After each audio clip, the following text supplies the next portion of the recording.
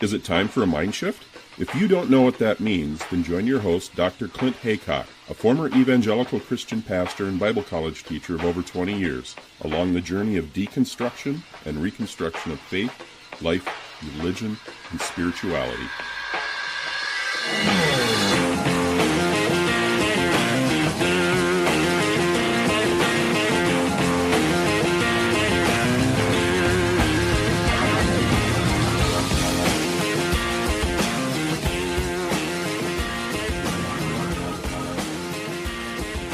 I don't know if you've seen the new documentary series called The Family on Netflix, or perhaps you've read the book from which it came, which is written by Jeff Sharlet. It's called The Family, Power, Politics, and Fundamentalism's Shadow Elite. He also has a book about C Street, which is one of the houses that the family owns in Washington, D.C., where a lot of prominent congressmen and senators have lived that were part of the family. Now, in this podcast, what I want to do, this is, I think, going to be part one of a series where I start to explore and expound on the connections between the family, or the fellowship, as they're called, and specifically dominion theology. This is something that Chris Shelton and I talked about a bit on his recent podcast, the Sensibly Speaking podcast, and I think we're going to do another episode. I'm continuing to do research, and the fact is, the more I get into this, the more concerned I'm getting, because of the fact that dominion theology, as I'll explain in a little bit when I get into the subject, it's actually, some Christians consider it sort of a heresy. But what it's done is it's infiltrated mainstream evangelical, or even just mainstream churches. And so the result has tended to be that a lot of its teachings and tenets have quietly infiltrated the mainstream evangelical churches. And so a lot of the talking points within dominion theology have just become common parlance within many a church, and many Christians just accept it as true, or at the very least, they don't see the harm in it. What could be the problem with preaching Jesus around the world? That's not a problem at all. And so they've just uncritically accepted it as true. And of course, as we know from The Family, the series, the book, and so forth, that these guys they're into all sorts of political power, not just political power, but meeting with rich, powerful business people all over the world, movers and shakers, presidents, prime ministers, dictators. They've had a long history of inhabiting the corridors of power, not just in Washington, D.C., but that has gained them access all over the world, as I say. So there's a lot of stuff going on. And what do they believe? What are they all about? Well, if you've seen the series, you know that they're certainly linking evangelicalism or fundamentalist theology with political movements and so forth. They have an agenda, clearly. But what's so worrisome about The Family is that, of course, they are a secretive, invisible organization, and that is by design, and that is just on the face of it, that should be a concern really to anybody. Why are they so secret? Why are they so hidden? Surely if they are part of the Church of Jesus Christ, they should be seeking to be the most open and transparent. This seems antithetical to everything that Jesus stood for, at least as I read the Gospels. For example, in the Gospels, Jesus seemed to have the most problem with the rich and powerful. Those were the ones, the religious leaders, the high-ups in society, those were the ones that he had the most issue with. It wasn't the common person that he had a problem with. He stood up against the rich, the powerful, the ones who were controlling the common everyday person. And yet The Family, as we're going to see in a little bit, their philosophy of ministry, their model is exactly 180 degrees the opposite of how I read the Gospels and what Jesus was all about. So that, to me, is a big glaring issue. And to that, we could add the 81% white evangelical Donald Trump vote and base and continued support for him, which The Family is part and parcel of all that, the Trump administration. I'm not going to get much into that in this episode, but that's another glaring issue that I have a problem with, and a lot of other people do as well. And here's another question. Most churches, at least their finances, are fairly transparent. You know where their money comes from and what they're spending their money on. But what about the family? Where do they get their millions from? Because they have a budget, according to the LA Times back in 2003, they said that the family has a budget that they estimated at that point in time of $10 million a year. But as far as the LA Times could tell, even back then, that was only a fraction of the family's yearly budget. One thing's for sure, the family's got some very deep pockets. They paid $1.5 million for the Cedars, which is one of their mansions. They also own another property on C Street in Washington, D.C. They've got outposts in other countries in the world, but we don't know where their money comes from and what they spend it on. It's all very secretive. So they've got a lot of money, and so where's this money coming from? And they're totally secretive about all they're doing, so we don't know a lot of this information. So what I want to do in this part one is kind of provide some historical context, a little bit of overview, some background in this area of dominion theology. What's it about?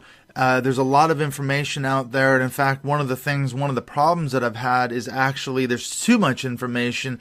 There's so much stuff. When you start researching this issue of dominion theology, what you start coming across is all sorts of websites and books, and there's a lot of stuff from different points of view. There's a lot of stuff out there by Christians, conspiracy theorists, and so forth that are condemning it as heresy and going on into far-fetched conspiracy theories about the Illuminati and the end of the world and all this other kind of stuff. But in that, there's some good information. You got to critically kind of go through it and piece out what's good, what's helpful, valuable information. So I'm going to just try to navigate through some of this stuff. We'll start out by talking about the history of the family and what it's about, and then we'll go on into dominion theology and try to unpack some of the information around some of these topics. So hopefully that'll prove to be helpful for you to put some of the pieces together. Now, I was thinking about this, about how the issue about the family and why perhaps a lot of mainstream evangelicals wouldn't have the slightest problem with what the family is doing. I was thinking about this because back in 2001, when I was still a staunch evangelical, you could say on the face of it that the goal of the family,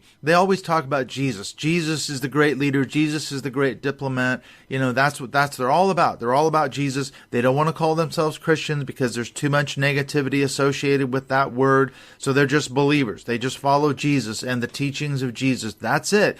It seems like a simple thing. Well, back in 2001, as I say, when I was a staunch evangelical, I was working at a church in Portland. At that point in time, I was one of the elders on staff.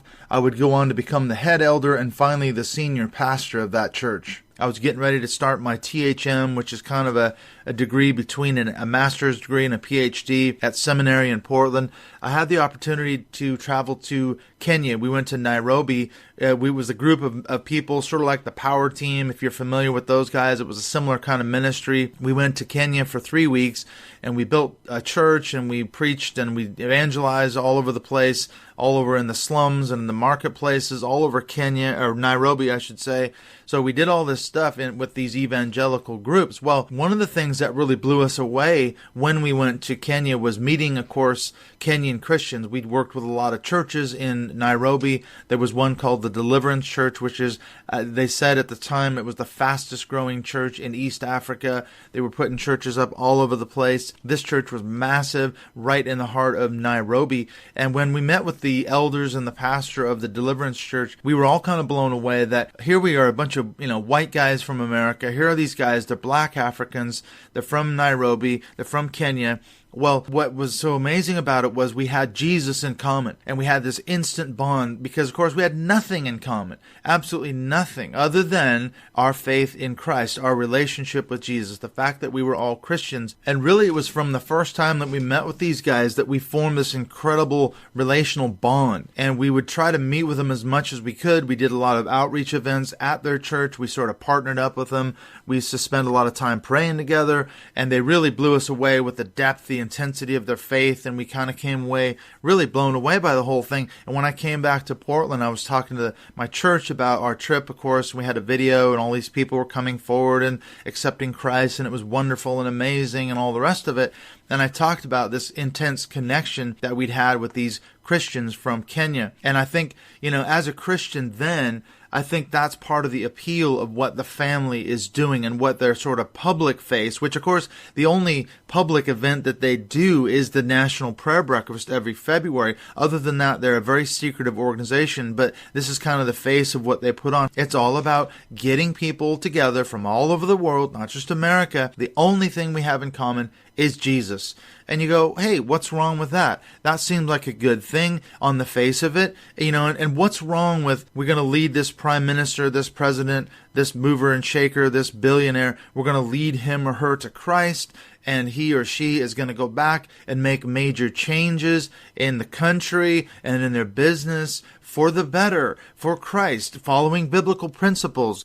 They're going to institute a better workplace. They're going to have a better country. What's wrong with that? Why shouldn't Christians be in positions of leadership? In all fairness, they should be, according to the theology of not just the family, but as we're going to see, dominion theology. What's wrong with that? What's wrong with forming an intense connection with people that otherwise you'd never have anything in common with whatsoever except for Jesus? Well, this is the appeal of the family. That's in the sense that as they recruit people, and of course this is what's so dangerous about this thing. Now, I contend that the family is a cult. I know Jeff Sharlet, who's the author of The Family, he's also written several articles and been on different interviews and things. This is what he says. He said it's not a cult, but it's very cult-like. And this is the thing about this whole issue, is that we have to be very careful in how we sort of piece it together. We have to think critically about how all this works. And I think in the second episode, I'm going to get more into exploring the connections between the family and the world of the cults. Now, let's go back to a little bit of the history of the family. Well, if you've seen the Netflix series or read the book, you know that the family or the fellowship had many, many names since its inception. Was started by one Dr. Abraham Vereide in 1935, who lived in Seattle. Now, he was from Norway. He had immigrated into the States. He was making his living as a traveling preacher. Now, this is how the story goes, at least as told by Jeff Sharlet. He was lying in bed one night. He was worrying about the socialists, what they called the Wobblies, which is a nickname for the industrial workers of the world. That's the members. They call them the Wobblies. It's an international labor union. It was founded in 1905 in Chicago. He was also concerned about the growing communist threat in America. So these were all the issues that were keeping Dr. Vereide awake at night. Now, you got to understand that in this day, this is 1935, just before World War II breaks out. He was also worried about a lot of the stuff that the Germans in Nazi Germany, this is during the rise of Hitler, he was also concerned about the rise of communism. If you know your history at all, you know that after World War I, Hitler comes to power, and he was able to play on the anger and the resentment of how World War I ended. But in Germany, there was kind of two competing philosophies or worldviews. And so during those interwar years, it was a critical question, which philosophy, which worldview was going to win the hearts and minds of the German people. It's like extreme left communism or extreme right in fascism. Of course, they'd had the Russian Revolution in 1917, which instituted the communist state, and then you had other fascists in Europe. It was kind of a trend, guys like Mussolini and Franco in Spain. So there was kind of two competing philosophies. Well, here's Vereide. He's coming out of Europe too, and so he's got some of these same concerns that guys like Hitler had. And anyway, so as the story goes, Vereide's lying in bed one night. He's worried about all these things, these labor unions, disrupting the moral fabric of society and so forth. He has this blinding vision in the night. Jesus comes to him, according to the story. God comes to him with this vision, this plan that Vereide is supposed to be enacting. Now, he doesn't let any grass grow under his feet. He meets together the next day with a friend of his who was a wealthy businessman. He was a former major. The two men set upon this spiritual plan. They agree this is what we need to be about. They go out and they find 19 business executives. They enlist them in a weekly prayer breakfast meeting. And that's where this whole thing sort of starts. They start praying. They say, okay, Jesus alone can redeem Seattle and crush the unions. They want to give Jesus a vessel to accomplish his work in the world. And so this is what they start praying for. They ask God, please raise up a leader who can get this done. Well, conveniently enough, one of their number stands up, this guy named Arthur Langley. He says, I'm ready to let God use me. Concluding that this must be the answer to their prayer, they put their forces together and they get him elected the mayor of Seattle. That was the first step. Following that political success, they later put their forces behind him and get him elected to the governorship of Washington State. And of course, it's both the money as well as the muscle from this group, this original group of 19, that helps make this happen. Now, off the back of the success of this movement, prayer breakfast groups start forming in dozens of cities, all the way from San Francisco to Philadelphia. Now, this is what's key about this whole thing. When Vereide started this movement, he's believing that, listen, there's enough people ministering to what he called the down and out, the poor.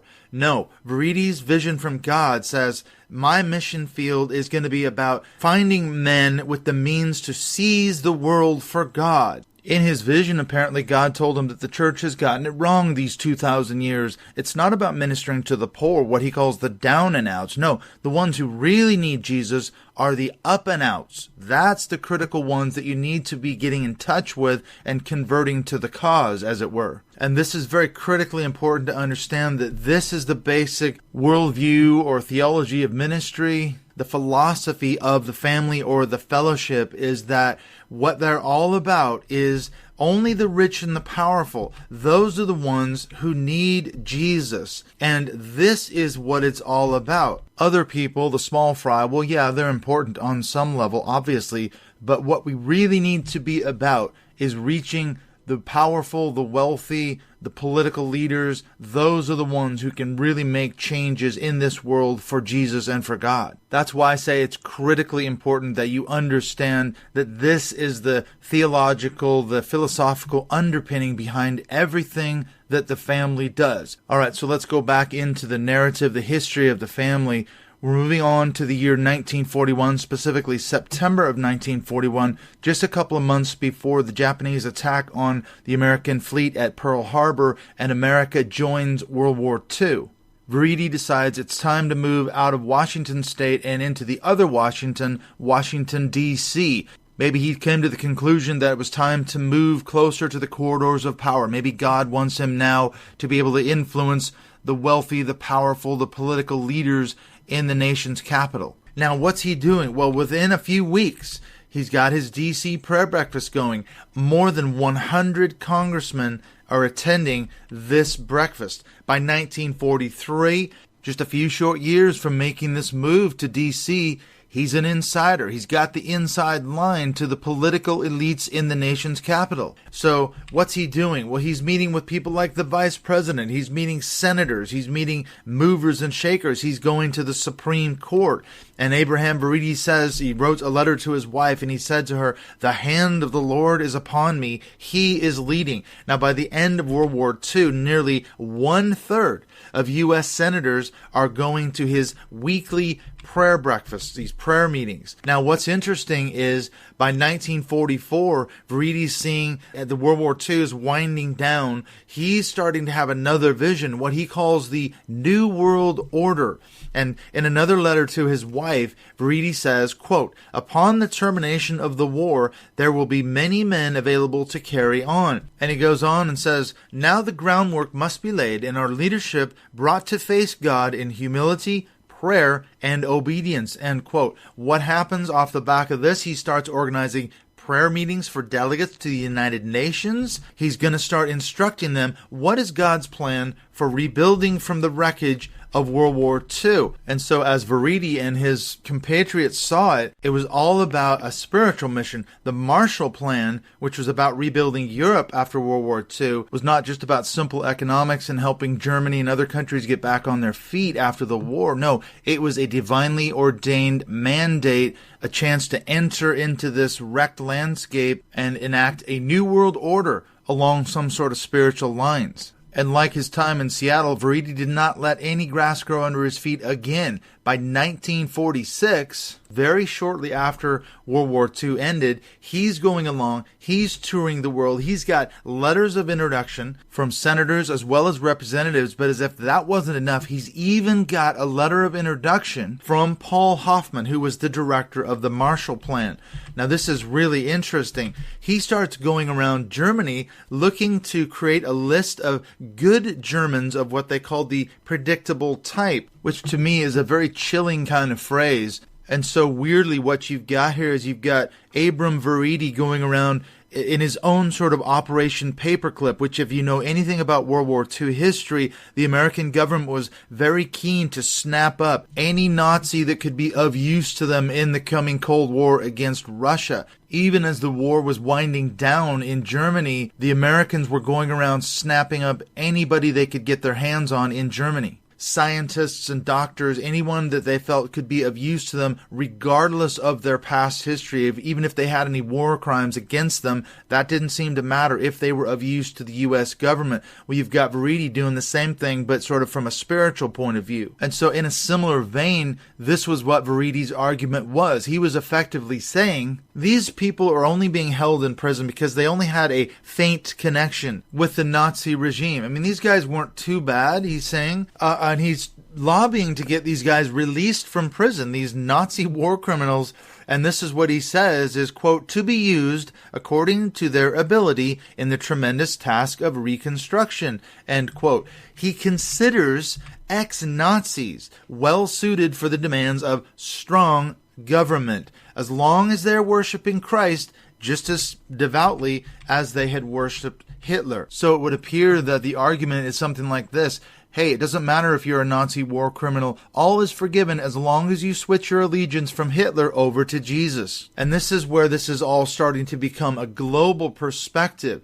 In 1955, you have Senator Frank Carlson. He's a close advisor to Eisenhower, and perhaps not coincidentally at all, he is also a very close friend of Dr. Abraham Vereide. And just as a slight aside, Eisenhower is a key figure in this story of the family because Eisenhower was the very first president who attended the very first presidential prayer breakfast, as it was called, even though it was kind of against his will, but he owed a favor to the evangelicals that helped get him elected. So ever since Eisenhower, every single president has attended what is now called the National Prayer Breakfast, which is, as we said before, the only public event that the family actually puts on every year. Anyway, so back to our story. We've got this one Frank Carlson, advisor to Eisenhower and close friend of Vereide. He convenes a meeting. He says the family's mission is a worldwide spiritual offensive. Now they're starting to take on communism, the Soviet Union, as the Cold War starts to heat up. And the family even finances a film that same year called Militant Liberty, which is an anti-communist propaganda film. Now let's just pause a minute and zoom out a little bit from this story.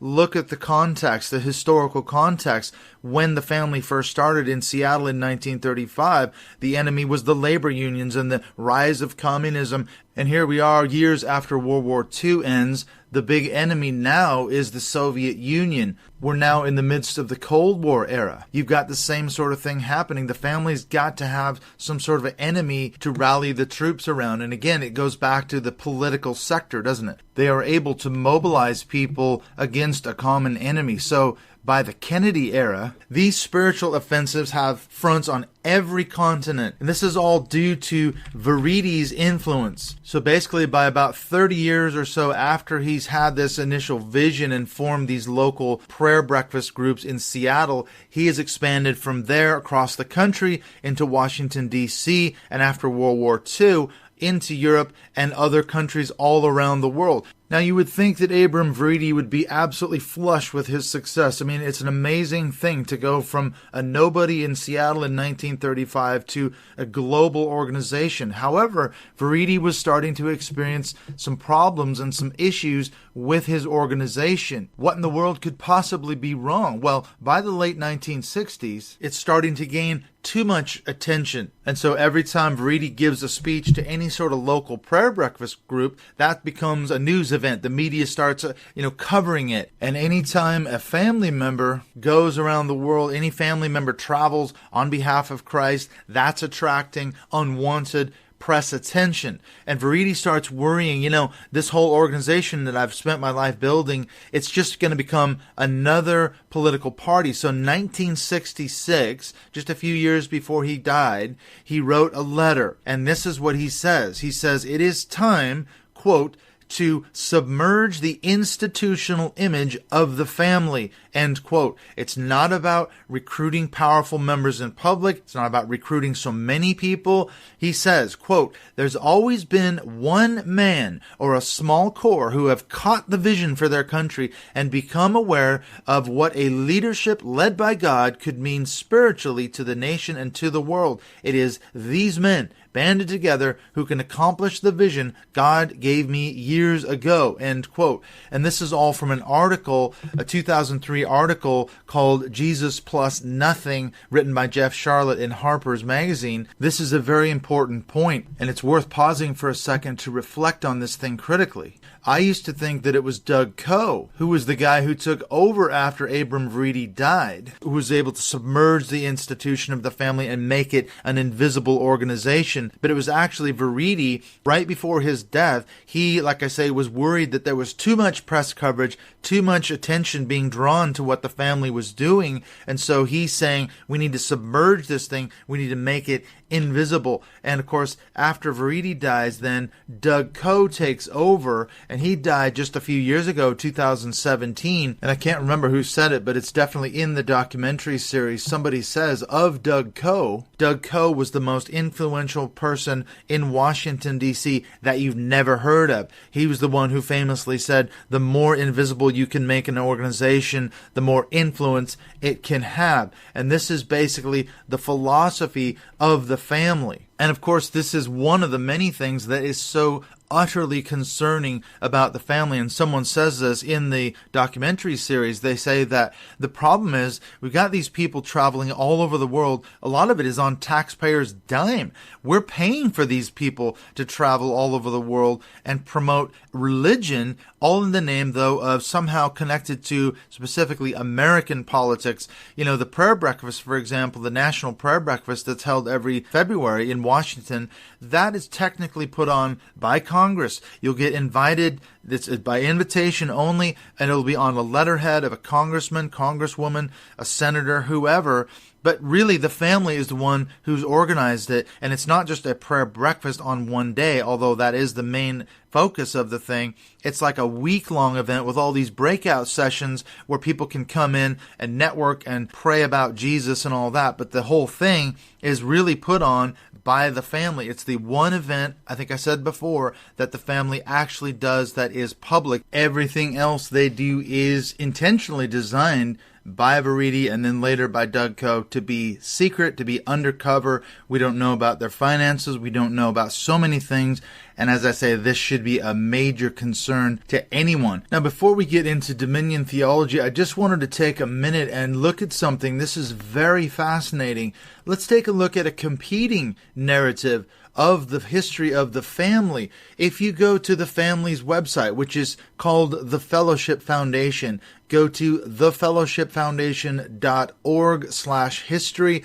There is a little story of Abraham Vereide. Now, let me read this to you. I've just gone through the whole thing. Let's hear how the family spins the narrative. The story goes like this, and I'm reading straight off the website right now. And here's how the story goes, according to the family. Quote, a young Norwegian named Abraham Vereide came to the United States in the early 20th century. He had a great commitment for Jesus Christ. He became a Methodist circuit rider, traveling on horseback, preaching in small rural churches in Montana. Later, he moved to Seattle, where he and his friends began working with people suffering through the Depression. During these years, Vereide realized that many people were poor because of the failure of community leaders from all spheres to assist them. He reasoned that if the leaders and people of prominence in the state of Washington knew and cared more about Jesus and more about the plight of the poor, they could give better leadership. Now let's just stop a minute. I need to interject something right here, and that is I don't hear anything about this vision that Abraham Vereide allegedly had in his bed in Seattle in 1935. Have you heard anything about that yet? So far, nothing. Maybe they'll say something about it later on in the article. Anyway, let's go back to what their statement is. They say, quote, "He sought out and started meeting regularly with the mayor and some of his friends from Seattle around the state of Washington. He simply met with these leaders and counseled them to study Jesus and his teachings, especially about the poor and the disenfranchised." Now I'm just going to insert right here. This sounds like an awful different reading from what Jeff Sharlet was talking about how the family started to crush these labor unions. Anyway, so going on, they say, quote, "Because these meetings often occurred over breakfast and always included prayer, they became known as prayer breakfast. Vereide gathered groups that were intentionally diverse, nurturing friendships with people from across religious, political, and philosophical viewpoints. He took this model from Jesus, who gathered his own disciples from many different backgrounds. As the groups flourished and began to interrelate, positive changes began happening through these friendships.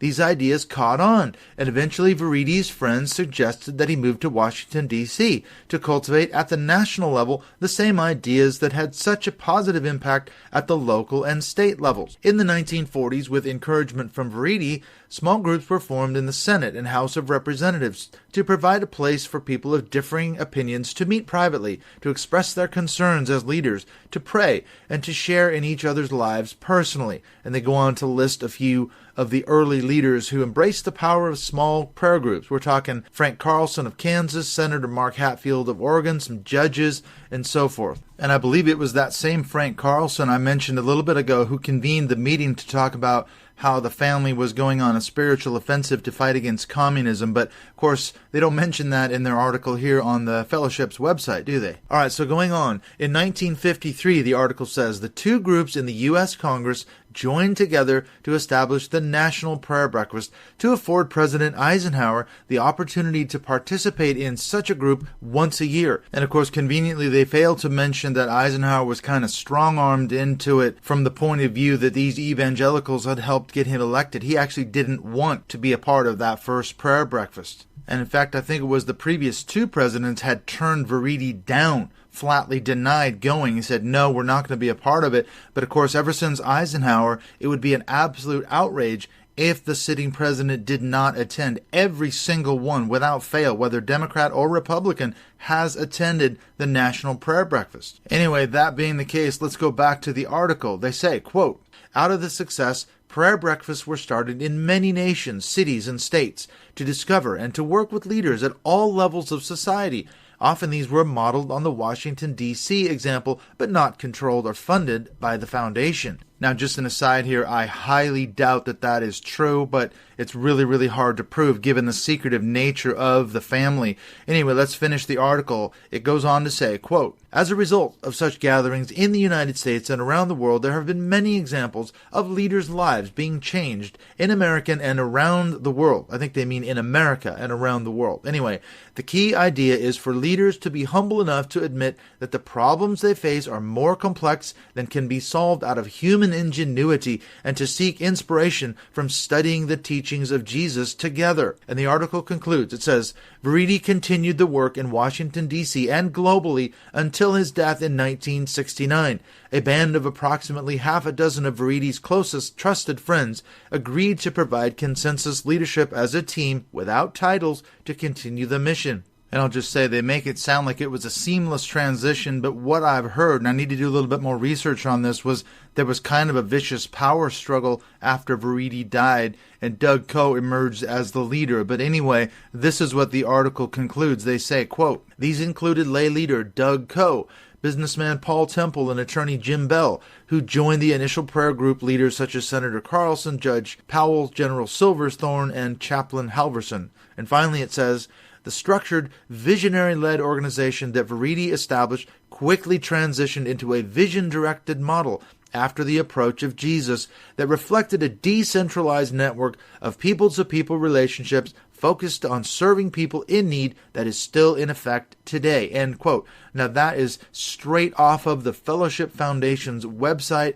What a difference in history from what they're saying versus the story that Jeff Sharlet and many other people have said about the family. So I'll just leave that up to you to compare and contrast the difference in the spin, perhaps, of what the family is putting forward and looking at what that narrative is all about. Very clean, very sanitized, very Jesus-y. It's all good, it's all great, it's all wonderful, isn't it?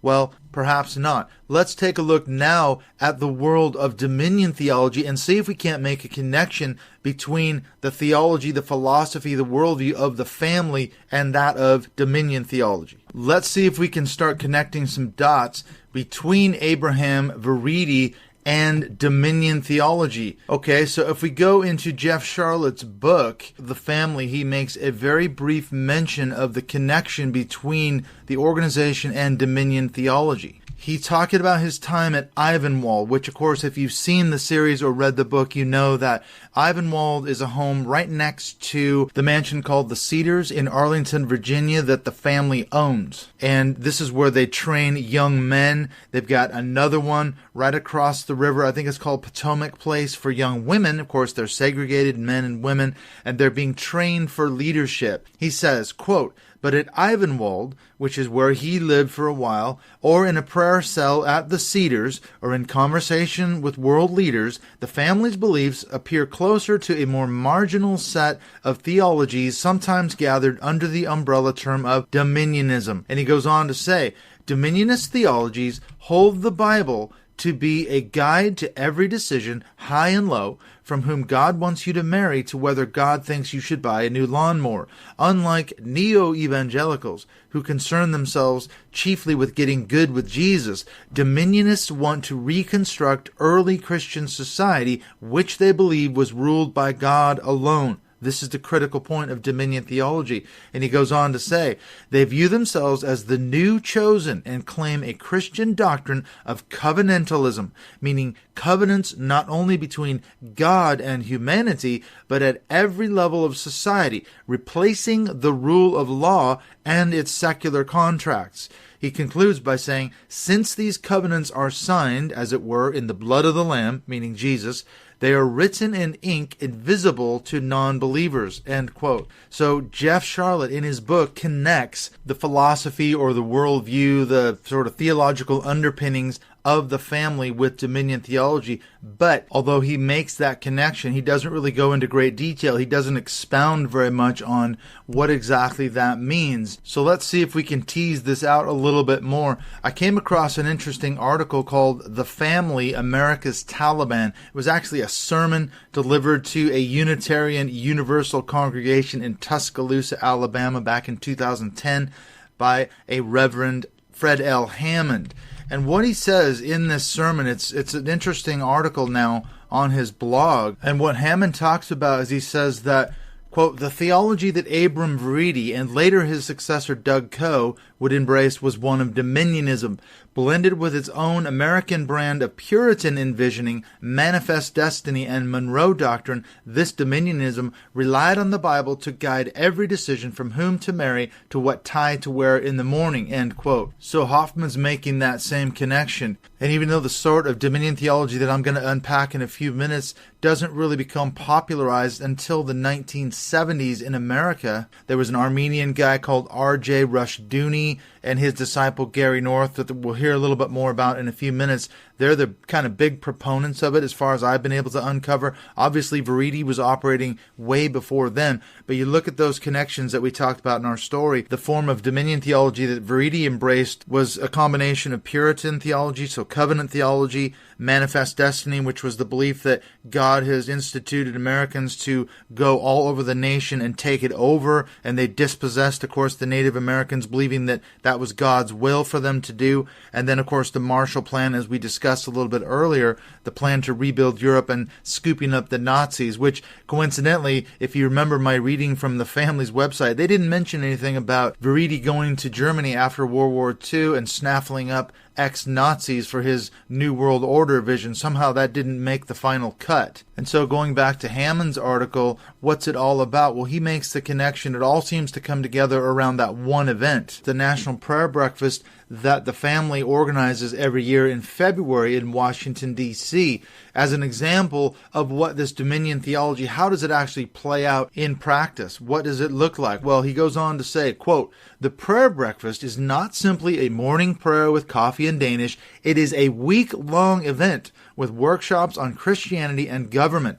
The powerful from around the globe come in the hopes of meeting with the powerful in Washington. By praying together, they form a bond, a doorway that allows them access to meet unofficially in the back rooms with the elite chosen by God. All leaders of countries are chosen by God, according to Romans 13:1. Now, quoting from Paul's letter to the Romans, he says, "Let every person be subject to the governing authorities, for there is no authority except from God, and those authorities that exist have been instituted by God." Now, Hoffman concludes, he says, "This belief is held as literal fact by the members of the family. Imagine what this belief would do to someone who is governor of a state, a senator or congressperson, or even president of the country. Imagine what this belief would do if you believed the president of the country was not submitted to the will of God." End quote. That is a critical thing, a critical point in the family's theology and how it connects to dominion theology. They believe that people in high positions of leadership and influence are directly appointed by God, as Paul talks about in Romans 13. And therefore, this belief that you have been chosen, that explains why, for example, in 2009, South Carolina Republican Governor Mark Sanford, after coming out with the fact that he'd had this affair with this woman, at his press conference admitting all this stuff, he quotes the story of King David as a defense or a justification for his actions. He says, look, the fact is David was chosen by God, and yet he committed adultery, and he had Bathsheba's husband Uriah murdered effectively, so he commits adultery, he commits murder, and yet he was forgiven by God, and he went on to do amazing things for God because he was chosen. And so for Sanford, even though the members of the family were holding him accountable supposedly for his actions, he did not resign as governor of South Carolina. And speaking of making the connections between the story of King David in the Bible and this idea of being chosen as a leader by God, this is something else that Jeff Sharlet talks about. David Coe, who's Doug Coe's son, was talking to the young men at Ivanwald one time when Jeff Sharlet was living there, and Sharlet recalls this conversation, this sort of study, a Bible study that David Coe led. And he talks about this in the book as well as the Harper's Magazine article, Jesus Plus Nothing. And he recounts this conversation that they had with David Coe. And David Coe said, talking about King David, he said, quote, "King David liked to do really, really bad things. Here's this guy who slept with another man's wife, Bathsheba, right? And then basically murders her husband. And this guy is one of our heroes." And he shakes his head and he says, Jiminy Christmas, God likes this guy. What is that all about? And Sharlet goes on to say, the answer we discovered was that King David was chosen. To illustrate this point, David Coe turns to another guy named Bo, and he says, "Bo, let's say I hear you raped 3 little girls, and now here you are at Ivanwald. What would I think of you, Bo?" Bo shrank into the cushions. "Probably that I'm pretty bad?" "No, Bo," replies David Coe. He says, "I wouldn't, because I'm not here to judge you. That's not my job. I'm here for only one thing." End quote. And I think this is what allows the family to interact with despots, dictators, men who have been accused of genocide, war crimes, leaders of countries who have done horrible, terrible things.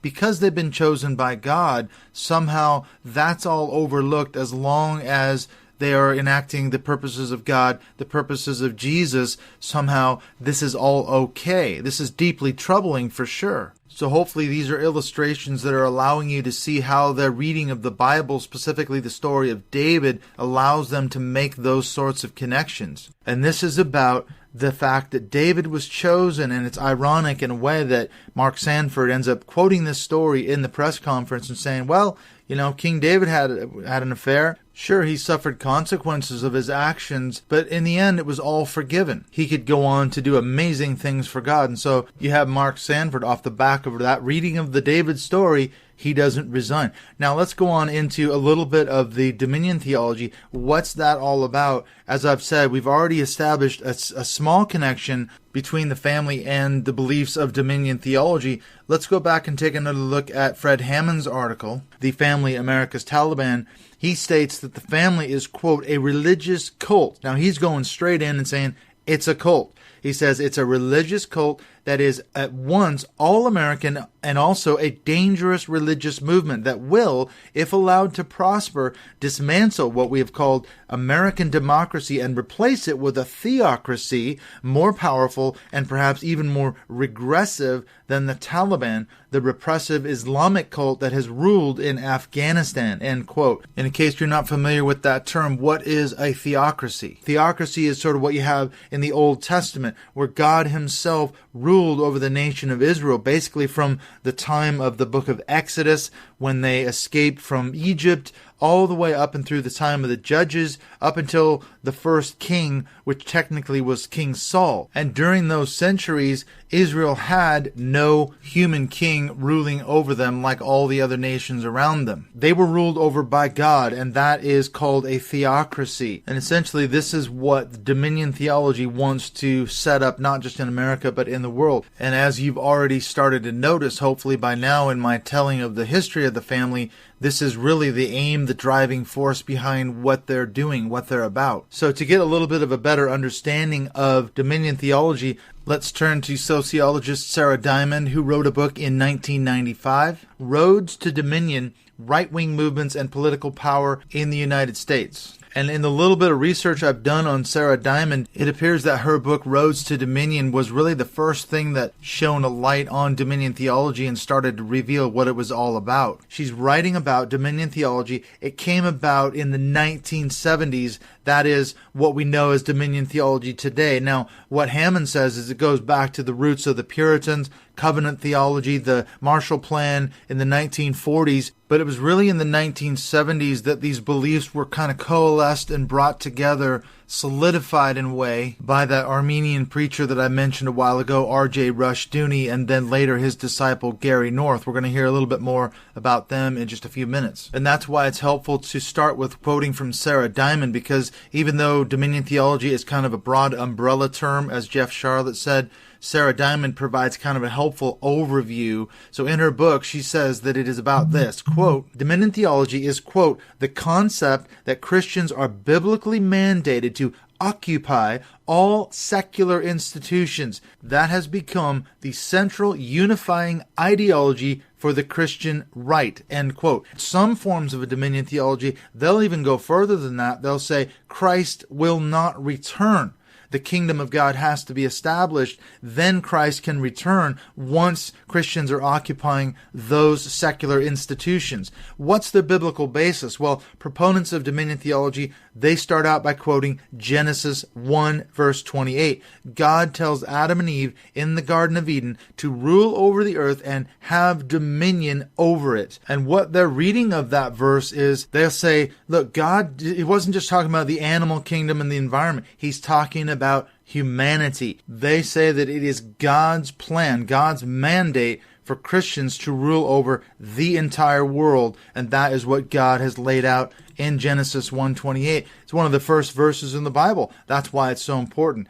Now, proponents of dominion theology, they don't only oppose the traditional state and church wall of separation that is in America. They'll even go so far, they'll say the founding fathers never intended that to exist in the first place. People like Raphael Cruz, Ted Cruz's father, they'll say, look, God inspired the fathers to write the U.S. Constitution. Ted Cruz argued in a 2016 sermon there should be a one-way wall whereby the state can't interfere in the church, but the church can definitely be involved in meddling in the affairs of state. Now, when we get into dominion theology, there's all kinds of stuff. We can get into Reconstructionism and so forth, but there's kind of two streams that I've discovered, what they call hard dominion theology and soft dominion theology. So there's kind of two sides to this coin, and not all people will agree on what it's all about. Let's take a look at hard dominion theology. This is the idea that Christians must, they should and must occupy secular institutions institutions, as I was saying a minute ago, or Christ will be unable to return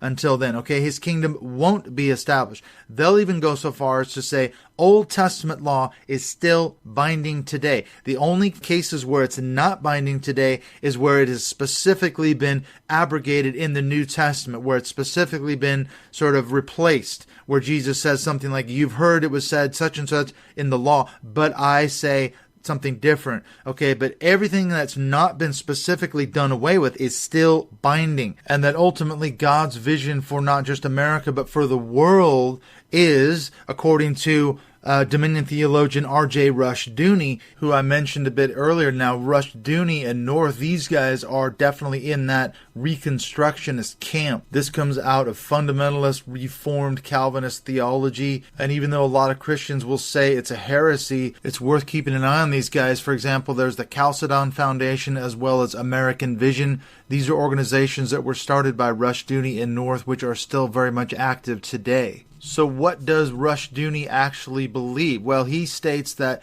Christians need to be about taking back government and putting it into the hands of Christians. That's the idea. He says one of his students, Gary North, who went on to kind of split off from Rushdoony, Gary North said, Christians should be about, quote, establishing a Bible-based social, political, and economic order that denies the religious liberties of the enemies of God, end quote. That's Gary North. This is very hard dominion theology where you start getting into like a Handmaid's Tale type stuff. And this is not something out of some sort of fictional fairy tale like a Handmaid's Tale. We've seen this starting to happen in the United States. Things like the recent spate of anti-abortion laws in several states. They are attempting to overturn Roe versus Wade, but they're doing it in a very draconian fashion. And I think, and a lot of other people agree with me, that these are just the opening salvos in what they call this culture war. They're going to be ultimately about denying religious liberties of the enemies of God. So any religion or even subsets of Christianity that don't line up with their particular fundamentalist beliefs should be denied. And that is this Bible-based social, political, and economic order, according to Gary North. That is pretty hard dominion theology. What about soft dominion theology? It's not quite as militant as hard dominion theology. Followers of this line, they'll say, well, Christians should occupy government, media, social influence positions, etc. that were lost during the founding period, but they will admit, yeah, there are going to be, non-believers in positions of power. Our goal, of course, is to influence them and turn them into Christians. That would be ideal. But even then, God would sort of work through them or can work through them, so they're not quite as militant, but they're definitely into this idea that Christians should occupy government, media, and so forth. And that's where Sarah Diamond is talking about. That's sort of the central core belief of both hard and soft dominion theology. Now, I've uncovered even a third stream. I don't know if it fits into dominion theology, but it's what I call Christian dominion. I came across a sermon by a guy called Chris Vallotton. He's the senior pastor of Bethel Church out of Redding, California, and I came across this sermon called Dominion Theology on his podcast, which is just called the Chris Vallotton podcast. You can look it up if you can sit through the whole thing. And as far as a guy like Vallotton is concerned, Christians have dominion. That's what he titles his sermon, Dominion Theology. And this idea is that, Christians are winners. God is backing them up. Christ is a victor. And Vallotton said something like, you as a Christian are victorious because you're attached to a victor, by which, of course, he means Jesus. And this idea is he talks about through discipleship, and he goes into the Great Commission, go into all the world and make disciples. And what he says is, as Christians go all over the world making disciples, they will eventually rule over the nations. And he connects that with something that God promised Abram back in Genesis chapter 12. All nations would be blessed through you, meaning through the gospel. And so this is kind of a Christian dominion. I don't know, maybe it's more of a popular dominion or a populist dominion of guys like Chris Vallotton, but in my time in evangelicalism, I heard those kinds of themes echoed in many, many preachers. You hear this in a lot of the prosperity type gospel too as well. Now, even though teachings like guys like Chris Vallotton, that's hugely popular among the sort of garden variety evangelical And certainly this is the case in your more extreme Pentecostal charismatic circles too. We still need to get into this issue of dominion theology and specifically Reconstructionism. A lot of Christians will label this a heresy, but it has a lot of sympathizers. And you'll see this a belief that has kind of filtered into mainstream evangelical Christianity. Anytime you hear this line that America was founded as an expressly Christian nation, the founding fathers were strong Christians. They saw America as a light on the hill from which the salvation of God would extend to all the world. That ties into covenant theology. And this goes all the way back to the Puritans who came to America. They believed in covenant theology, or what's called replacement theology, the idea that they were the new Israel. And so in the economy of God, the church has replaced Israel in God's sort of covenant way of doing business with nations as well as private individuals.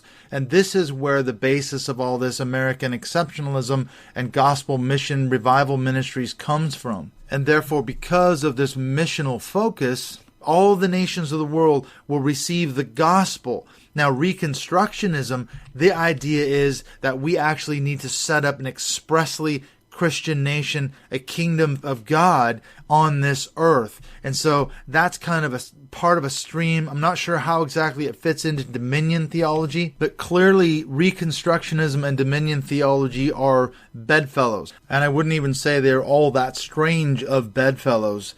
I mean, look at the connection between what we've been talking about, the tenets of Reconstructionism, how it's flowed into dominion theology. So clearly there's a connection here. As an example of how this works, I came across a quote by Bruce Barron, and he says, quote, "In the context of American evangelical efforts to penetrate and transform public life, the distinguishing mark of a dominionist is a commitment to defining and carrying out an approach to building society that is self-consciously defined as exclusively Christian and dependent specifically on the work of Christians rather than based on a broader consensus," end quote. And I think this is where we're getting to the heart of, as Sarah Diamond points out, and Bruce Barron says too, the idea is we need to build a society that is exclusively Christian. It's dependent, as Barron says, on the work of Christians. And I know I keep repeating myself, but I hope it's becoming more clear by now how tenets of Reconstructionism and dominion theology have filtered their way into the religious right. The idea is that Christians should take control over a secular, sinful society. And we see people like Ted Cruz, Rafael Cruz, Texas Lieutenant Governor Dan Patrick followed this line. All right, so let's go a little bit deeper into some of the characteristics of dominion theology. According to Frederick Clarkson, dominion theology has the following 3 characteristics. This is something that we talked about with Chris Shelton on his Sensibly Speaking podcast. Number 1 is Christian nationalism. And as I mentioned before, this is the line that America was in the past and should be again a, quote, Christian nation. And really what this is it is a denial of the Enlightenment roots of America's founding. The truth is, most of the founding fathers, if anything, they were deists. They were certainly children of the Enlightenment. It was never a Christian nation expressly set up by these strong Christians that the founding fathers were. And anytime you hear that line, that is where dominion theology has infiltrated not just mainstream evangelicalism, but popular speech out in society. People will say that, oh, America was a Christian nation. No, it wasn't, but that's how it's influenced the public dialogue. Okay, so the second hallmark of dominion theology is religious supremacy. This is about promoting the supremacy of Christianity as a religion and denying the legitimacy or validity of other faiths or even other versions of Christianity. And here we could plug in that quote by Gary North about denying the rights of the enemies of God to practice their religion. This is religious supremacy. Specifically, Christianity is seen as the supreme religion. The third and final hallmark of dominion theology is what he calls theocratic visions, or what's called theonomy. This is the idea, as I was talking about earlier, that the Old Testament Mosaic law, and specifically the 10 Commandments, should be the foundation of American law. And they go on into saying things like the U.S. Constitution should be a vehicle for implementing biblical principles. And as I said before, this is an interesting concept. Some of these Dominion theologians and Reconstructionists, they believe that these Old Testament laws are all still binding except for the ones that were specifically abrogated or superseded by a command in the New Testament. But those that haven't been done away with are still binding.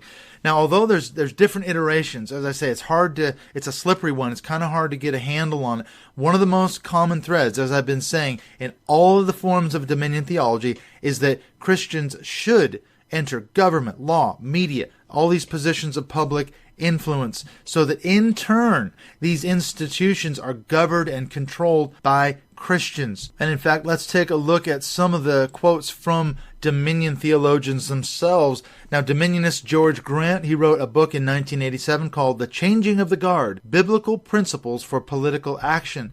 And Grant says, quote, Christians have an obligation, a mandate, a commission, a holy responsibility to reclaim the land for Jesus Christ, to have dominion in civil structures, just as in every other aspect of life and godliness. But it is dominion we are after, not just a voice. Christian politics has as its primary intent the conquest of the land, of men, families, institutions, bureaucracies, courts, and governments for the kingdom of Christ, end quote. Now, there's another sort of offshoot, I don't know if it's a branch or stream of Dominion theology. They've built on some of these ideas, and it's called Seven Mountains Dominion theology. And this is the idea that, again, Christians should and must gain control over the following seven mountains. They're metaphorical mountains, these mountains of influence in society. And once they do this, according to David Barton, he's a Dominion theologian, they're going to establish God's kingdom on earth, and then Jesus will return. So what are these seven mountains of influence that Christians should and must gain control over? Number one is the family, by which they mean heterosexual couples, a man and a woman. No same-sex marriage is allowed.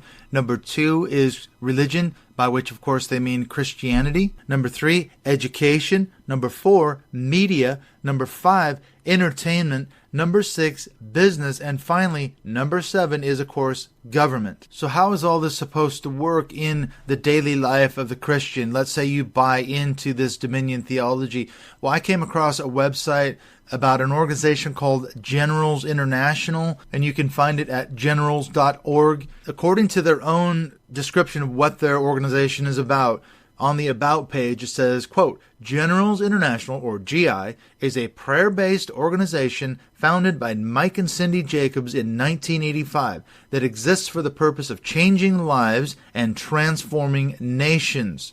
We are passionate about the message that God cares about every individual, He cares about every nation, and He still speaks to us today, end quote. They talk about spiritual warfare. They're talking about recognizing your identity and the amazing things that God's going to do through you to fulfill His will in the nation. So how is God going to fulfill His will in the nations, in these seven mountains, and what they call the seven mountains of societal influence? And again, I'm going right off of their website, generals.org. They talk about how in 1975, Bill Bright, who was the founder of Campus Crusade for Christ, and Lauren Cunningham, who was the founder of Youth with a Mission, YWAM, they came up with a God-given, world-changing strategy. Here's their mandate, quote, bring godly change to a nation by reaching its seven spheres or mountains of societal influence.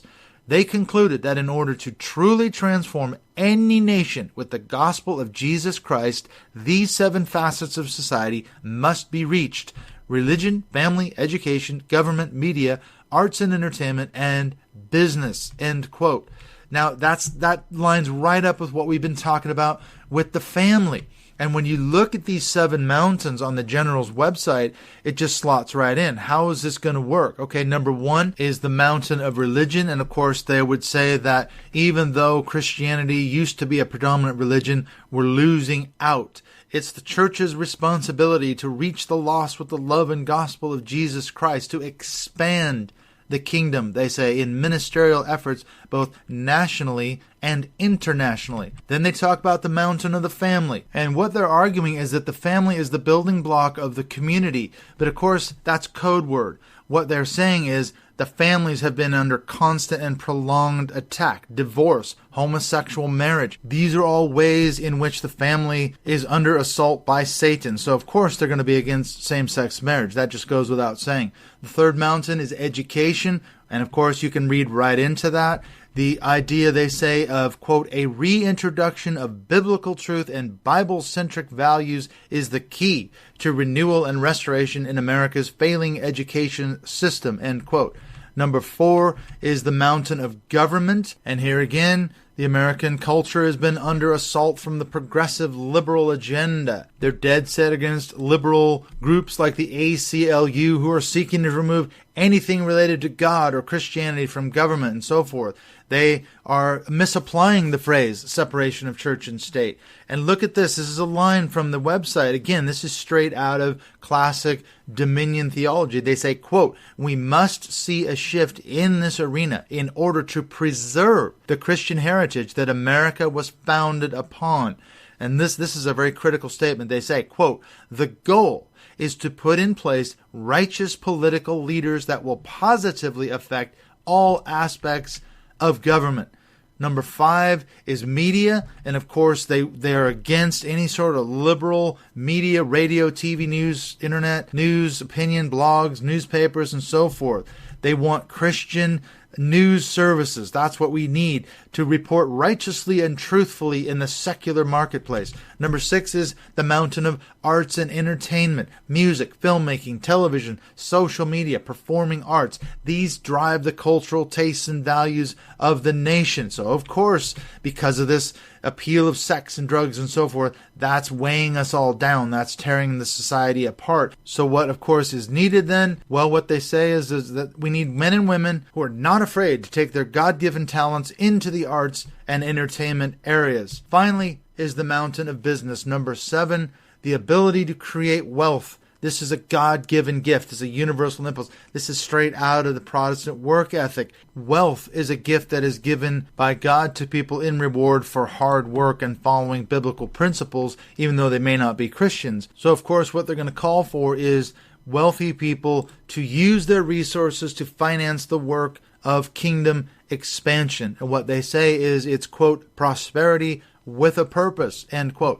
And now that's the generals. That's just one website talking about in a little bit more detail about the 7 mountains. And if you go through their website, a lot of their videos and articles are all about spiritual warfare. And perhaps predictably, they're always praying for President Trump because, of course, he's under attack. He's under assault from all these fake news and liberal media outlets and so forth. So we need to support him. We need to pray for our leaders, pray for our judges, because actually in the political sector, for sure, there's a spiritual war going on. And you'll find this attached to a lot of Dominion theology, that Christians are really engaged in a spiritual warfare. It's not about what you see with your physical eyes. If you really knew what was going on behind the scenes in the spiritual world, in these unseen, invisible realms, you'd be very concerned, if not absolutely terrified. Satan and his demons are actively attacking and working to destroy the world and bring about all these terrible, horrible things.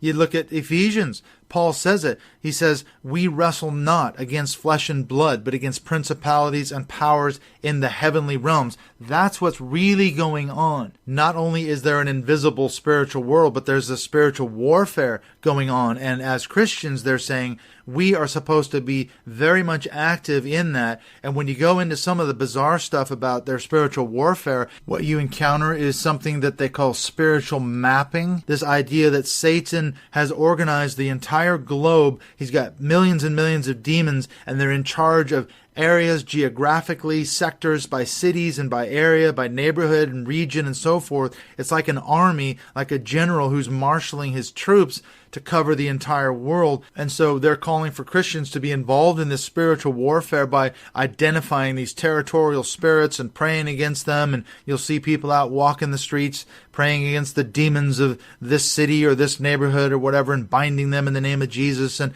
opening up the gates of heaven and smashing the gates of hell and all this kind of stuff. Well, that's a lot of what you start to encounter when you start looking into this sort of dominion theology. As I was saying, people like Chris Vallotton, they'll preach that Christians have dominion. It's not just about installing Christians in public offices, although that may be part of his worldview. The idea that we need to be walking the streets, we need to be doing spiritual warfare because we have dominion over these principalities and powers and spiritual forces that are unseen, but nonetheless more active than we could possibly know. Now, why is this so important for these Christians to be involved in spiritual mapping, spiritual warfare, and all this kind of stuff? Well, because they believe that what goes on in the unseen spiritual world is actually more real, more important, and that it affects the natural world. That's why we need to be on the front lines, as it were, as Christians going to battle, because it's going to have an effect on our daily lives and on our planet. This is a part and parcel of some of this dominion theology. There's some very bizarre stuff when you actually start breaking it down. Now, I'm going to stop here because my head's starting to spin even. I don't even know how much further I can go with this stuff before my head's going to explode, actually. But I'm going to keep researching dominion theology. I'm going to keep researching the family or the fellowship. Next time, when I get into the next episode, I'm going to spend some time specifically delving into the cult-like aspects of the family and talking about how it actually is organized, how it works, making some comparisons with the world of the cults. And that's something that I want to get into a little bit more in this episode. Hopefully it's helped you kind of get your head around a little bit what dominion theology is about. I think I've made at least a tenuous connection between the family and dominion theology. What I need to do, I think, is go back and research Vereide a little bit more, Doug Coe. If you want to find out a little bit more about what Doug Coe was about, there's not a lot on him, certainly not live, but there is a video or two on YouTube. One was quite interesting where he gave a sermon at I think it was the Navigators headquarters. I think it's in Colorado in 1989. And he talks about Jesus demanding total allegiance from his followers. And it's very revealing. And there's some clips from that ended up in that Netflix documentary. But I watched the whole sermon, and it's quite interesting to see what Doug Coe, where he's coming from and what he really believes about Jesus. And so that you can take a look at that video. You can also look up the family's organizational website. So that's an interesting one. There's some information about that. We'll be getting into that in more detail. Hopefully your head is not exploded yet with all this onslaught of information that I've just been throwing at you. You need to be concerned about this stuff, though. This is very, very concerning, especially about all these backroom things that are going on, deals behind closed doors, and especially somehow that it's wrapped in Jesus, this sort of talisman figure, this sort of cult leader that they've made him out to be, the great diplomat, the great leader, and beyond all of that, the political stuff. They are now training up maybe thousands of young people to be future leaders as well. One of the quotes that I came across in the article, Harper's Magazine, was when David Coe came in. This is Doug Coe's son. He was talking to the young men at Ivanwald, and he told them, he said, "You are here to learn how to rule the world. That's what you're doing here." And so they're training up young men and women to be assistants to powerful men and women, Congress people, senators, people all over the world that are involved in politics, or grooming them for leadership. This should be a very major concern. These youth corps that are going on, they're training people up. They're indoctrinating them in what I consider to be a cult. So you need to be concerned about it. Hopefully I've provided you with a little bit of information. Maybe it's inspired you to go out and do some more reading and research of your own. And don't forget, watch The Family. It's only 5 parts. You can watch it in just a few hours, and that will hopefully open your eyes to some of what's going on behind closed doors. All right, so thanks for joining me on this exploration of the family and connecting it with dominion theology. If you have any thoughts or questions or comments about this episode, feel free to drop me a DM on Twitter. You can find me and follow me there at Mindshift 2018. You can also look up the Mindshift podcast page on Facebook and drop me a message there. I'm interested to hear what your thoughts are, your comments, your questions, your feedback, and we can go on into exploring more on the family and making these connections with dominion theology. Thanks for joining me, your host, Dr. Clint Haycock, for this bonus episode right here on Mindshift Podcast.